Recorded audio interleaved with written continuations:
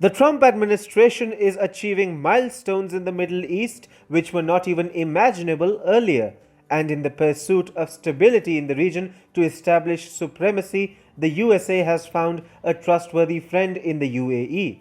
The Trump administration notified Congress on Tuesday that it is planning to sell 50 F 35 fighter jets as part of a broader $23 billion deal with the UAE.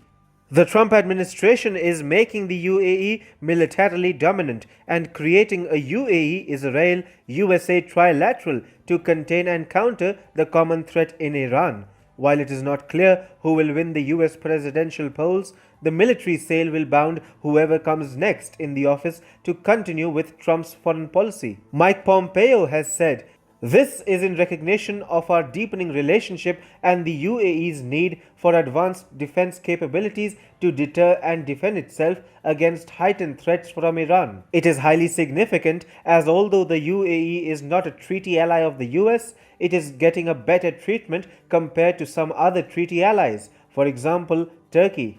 The UAE is standing up to the threat posed by Iranian proxies in Yemen, taking on the Turkish lackeys like the Muslim Brotherhood and Qatar, as well as taking up the issues of European countries and the USA in Algeria, Libya, and the Middle East.